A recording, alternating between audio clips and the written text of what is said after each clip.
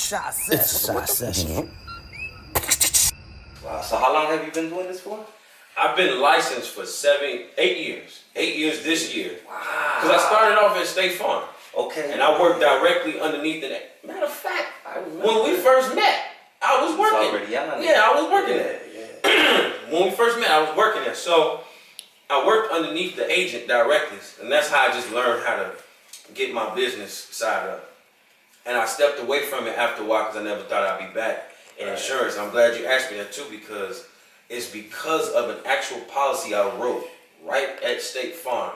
A young lady that I knew, unfortunately, was killed, and her policy was able to be used to bury her. And the remaining will go towards her child. I won't say her name out of respect for the family. No, I feel you. But when I found that out, and the father of the child, who I know very well, seen my name in the paperwork, he didn't know why. And I said, because legally back then I couldn't share with you, but I wrote her policy. She came to see me based off of a post that I created and said that she wanted to get covered for life insurance. That's wild. So that's what made me get back into it. And when I told my wife that, I said, because that happened, I now have, it's my duty to educate everybody that's in my circle that know me, that know me, that know of me, whatever. Yeah. I need to educate you. Yeah. Product's gonna sell itself. Right, I feel My job is to educate and do it in an ethical way. and put them on game. Yeah. Right. So I've been doing the broker side now for almost 2 years. Is it like, I don't know how the game goes. Can you really hook up somebody? Let's say I'm not sure how the percentage wise, because from what I understand, you could get 30% or 90%. You know what's?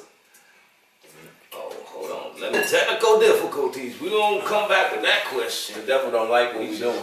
You know? I don't care. Skip We gonna do it. We gonna do it. I don't care.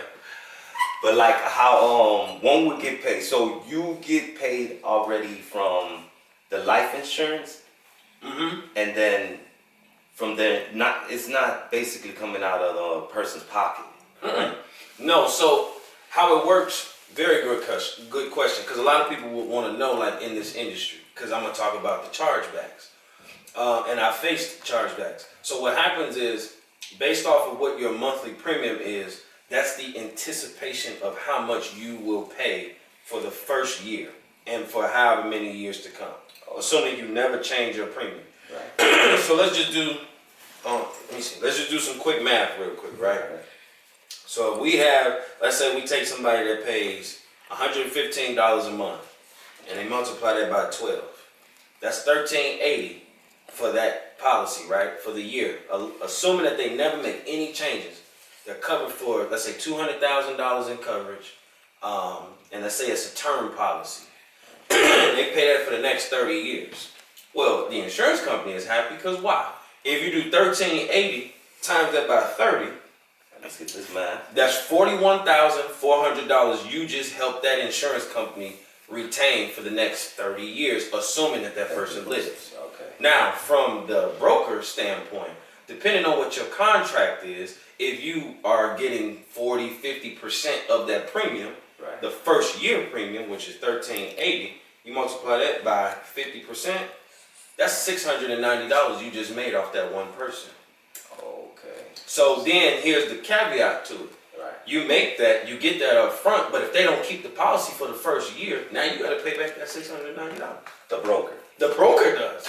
Wait, hold on. Wait a minute. Yeah, get real. Yeah, we got to sit up. We got to sit up. I need to understand. Yeah, you about to understand, because I have to tell it to I you. had a job like this one time, and this man would do inventory at the end of the year. He'd do this big old shows downtown or whatever and whatnot, and he used all of his AV equipment and stuff like that. Now, it was a thing where most of the time, not all equipment's getting in there because people were just snatching equipment while it's getting to its destination. Now he got to rent out another one, or this ain't getting there, so maybe at the end of the day, he probably lost out. Before I got there, my man was losing out 5 racks, 7 racks, right? Man, that's heartbreaking. Yeah.